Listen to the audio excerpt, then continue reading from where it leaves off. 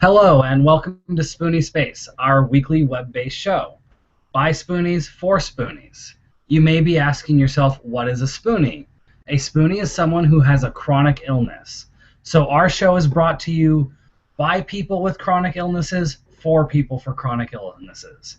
I'm Marc, this week's host, and I am 32 years old. I'm a disabled veteran. And what makes me a Spoonie is I have fibromyalgia, along with depression and anxiety that come with that. My most debilitating symptoms include pain and fatigue. And I've had a meridian of experiences, both good and bad, as I've been a Spoonie since I was 21 years old. Now, I'd like to go ahead and let Tina introduce herself. Hi, I'm Tina. I've been part of Spoonies For Life for about 8 months now. I work on the web page. I edit submissions and I publish my own submissions. What makes me a Spoonie is fibromyalgia mainly. I've had it diagnosed about 15 years, but we've traced it back to when I was younger, probably 22 years. I left my job about a year ago now because of the pain and depression and fatigue that comes along with fibromyalgia. I also have a couple other chronic illnesses, major depression and anxiety disorder. And pretty much right now what is my biggest problem is the fatigue. I nap a couple times a day, and yeah, the pain is up and down lately, but the fatigue is very crushing. So that's what makes me a Spoonie, and I'm going to pass it on to Kate. Thank you, Tina. Hi, everyone. I'm Kate. I'm 27 years old. I had to stop myself. I just had a birthday a few days ago, so I'm still getting used to that. Oh my God. I've been another year. I have hydrocephalus since birth. I have binary or benign tension, and a whole host of other things that make me a Spoonie. Right now I'm undergoing diagnostics for possible endometriosis, so fun! I've been part of Spoonies For Life for quite a few months now. Feels like forever. I'm an admin on the main page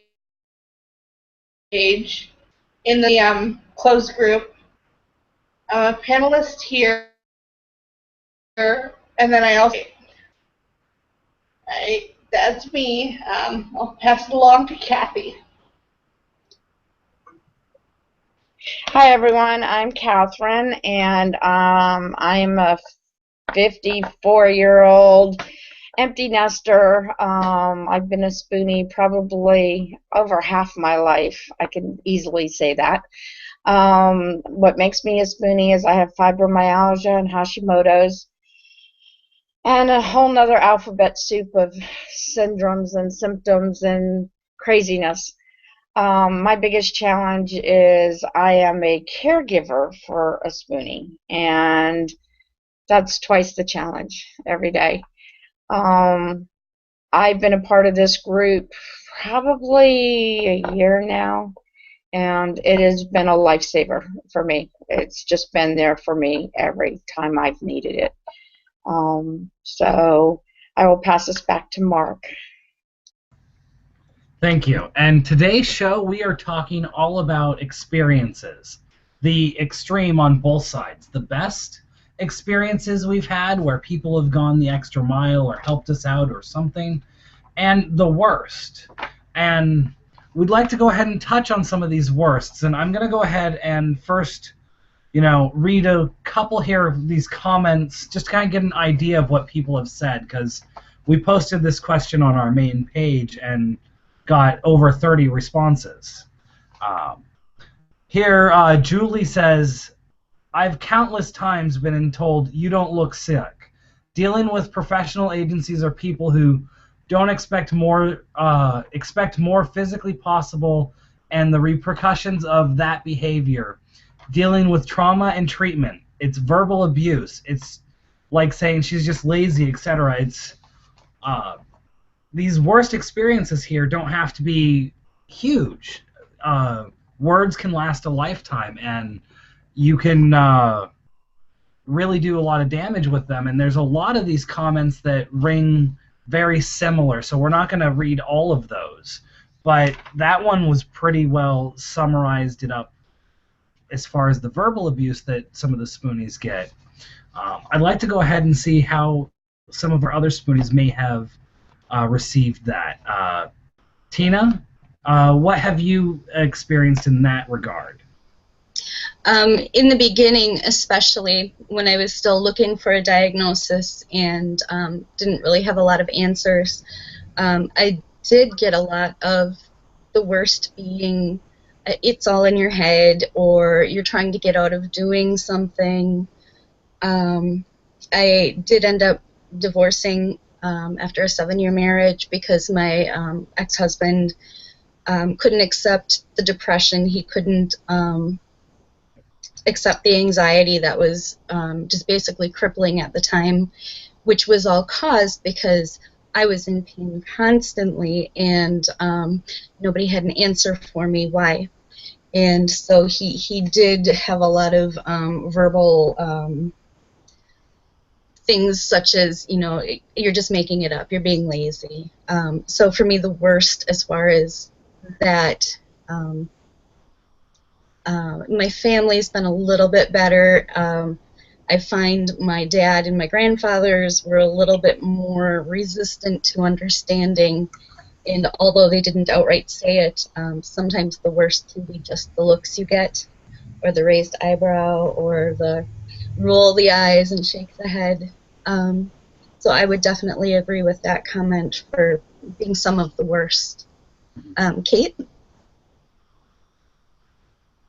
Did you have your hand? Sorry. No, Tina, I was just agreeing with what you have to say. All of that and more. Did anybody else? Kathy, did you have something to add? Sure. My biggest issue is initially the bad experiences. I think it took a good 12 years before I got diagnosed. And all I heard from the doctors is it's all in your head. You're not feeling any pain. You're fine. You're okay. When I went to a doctor when I first got married to my current husband, and he told me that my husband said he could see it in my eyes that I was ready to jump off the exam table and choke that doctor to death. And it was just horrible. So I turned to the only person I knew that could probably help me, and that was my orthopedic surgeon. And he's been a godsend for me. He's on the extreme of positive, and I'll talk more about that later. Back to you, Mark. People's comments about doctors' eye rolls, families' eye rolls, and stuff like that, like Tina had mentioned. So I'm not going to go over any of those. And we also had other people that have lost relationships because of chronic illnesses. Candy said her worst is her ex-husband exaggerating, saying that she was exaggerating her illness, and then eventually flat out denying it. That, these things happen, and they are just absolutely, can bring you down. Myself, I had a doctor use very explicit terms in description of genitalia, telling me that I had the wrong set because only women could have fibromyalgia, using very explicit terms that would just not be appropriate for our show. And then, you know, I also was sent down to go see a psychologist down in another state by a Navy psychologist in another state because they wanted to prove I was malingering and not actually sick. And so, you know, you can't be in pain. Sailor up and get back to work. So it took a long time to get my diagnosis within the military, a long time, not necessarily elsewhere, because I had the diagnosis relatively quickly compared to some people. Some of the good experiences, actually, that people had got were actually getting a diagnosis. Amy had said, I was diagnosed after 18 years and then was told a textbook case of CFS, right down to the history of glandular fever, and she was glad to have a good doctor who listens to her and had an open mind. But that took 18 years to have that good experience of getting that diagnosis. So I actually find myself pretty lucky that I got mine within a couple of years. However, does anybody else have things like that where it took a while to get diagnosed? Tina, you already mentioned that. Fibrofog, it's a killer. Let's talk about some of the good experiences, though, that we've had. Myself, I had disability services at my college go the extra mile and try to help make sure I was accommodated with ergonomic seating and stuff. What about some of our panelists here? What good experiences have you had? Tina? After I was thinking about it for a while, I think probably the absolute best experience I've had is learning to make new friends in a different manner online, such as yourself and Kate and Kathy. It really, I feel like I've found a community online of people who understand the ins and outs and ups and downs of what I go through on a daily basis. So as opposed to losing some friends, physical friends that I knew personally, you know, making a whole new group of friends. I also think another one of my best is I have a new outlook on life. I appreciate the little things a lot more than I probably did before. I've always tried to stop and smell the roses, but now when I can get to bend down to smell the rose is also a success, not just the smell of the rose, you know. The little things that I can accomplish now. And I think you learn to appreciate other people in a different way, where sometimes maybe you would have just walked past the person in the wheelchair. Now you think about it a little bit more and wonder, you know, if they're like you, if you have more in common. You know, you really look at life and people in a different way.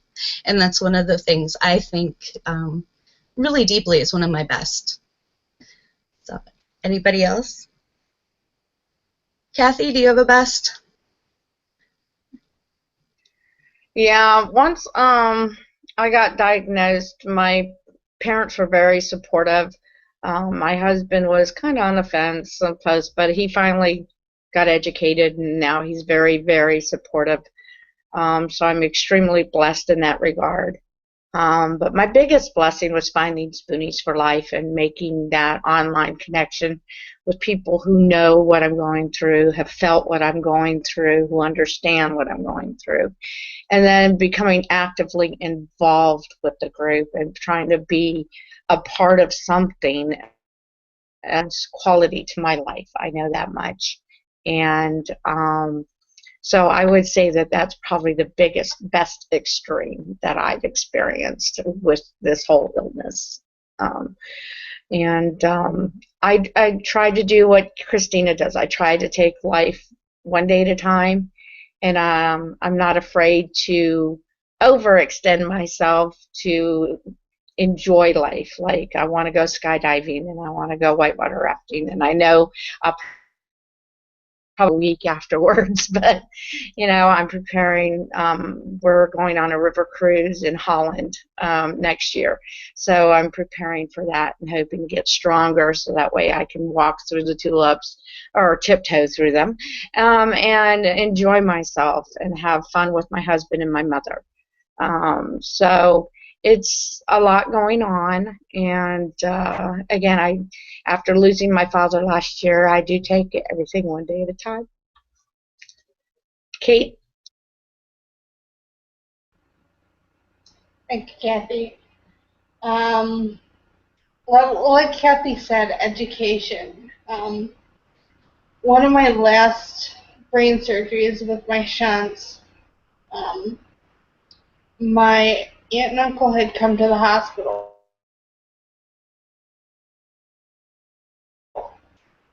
Understood what was going on, but she didn't understand enough to be able to explain to my uncle what was going on.